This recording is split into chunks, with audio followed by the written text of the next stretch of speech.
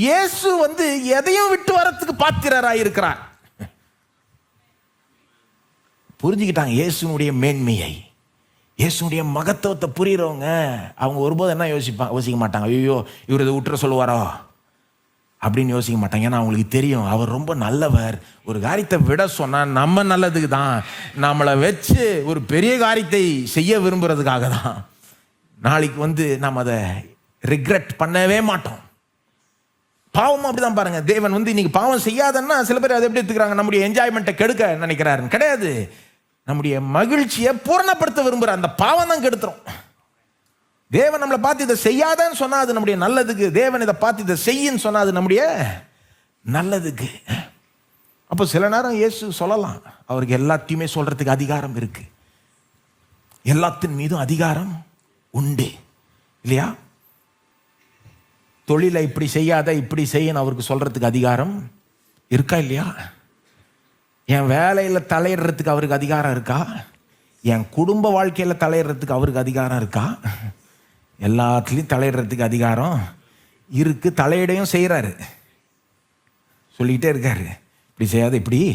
ஆனால் எல்லாத்தையும் நம்முடைய நல்லதுக்கு தான் செய்கிறார். நம்முடைய சந்தோஷம் பூரணமாகணும் என்பதற்காக தான் செய்கிறார். நாம எதையும் இழந்துடணும் அப்படின்ற நோக்கத்தோடு அவர் செய்யலை.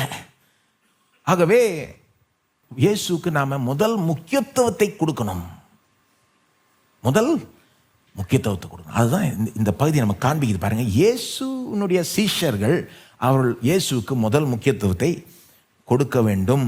எல்லாமே அவருடைய அதிகாரத்துக்கு கீழ்ப்பட்டு தான் இருக்குது. தொழிலாக இருக்கட்டும், பிஸ்னஸாக இருக்கட்டும், குடும்பமாக இருக்கட்டும், எல்லாமே அவருடைய அதிகாரத்துக்கு கீழ்ப்படுத்தி தான். நீங்கள் ஆர்டரை மாற்றிட்டீங்கன்னு வைங்க, வாழ்க்கையே குட்டிச்சோராயிடும். வாழ்க்கையில் எதை எங்கே வைக்கணுமோ வைக்கலன்னா எல்லாம் நாசமாயிடும். ஒருத்தர் தங்களுடைய குடும்பத்தை காட்டிலும் வேலைக்கு முக்கியத்துவம் கொடுக்குறாங்கன்னா குடும்பம் கட்டுறோம், குடும்பத்தை கவனிக்காம விட்டுருவாங்க இல்லையா? சிலர் அப்படி இருக்காங்க, குடும்பத்துக்கு முக்கியத்துவம் கொடுக்காம வேலைக்கு தான் அதிக முக்கியத்துவம் கொடுப்பாங்க. அது தேவனுடைய ஆர்டரே கிடையாது. ஆனா ஒருத்தர் இயேசுவை காட்டிலும் அவங்க குடும்பத்துக்கு தான் அதிக முக்கியத்துவம் கொடுக்குறாங்கன்னா குடும்பத்தை ஓவரா கவனிச்சே கெடுத்துருவாங்க, ஓவரா பிரஷர் போட்டு கெடுத்துருவாங்க.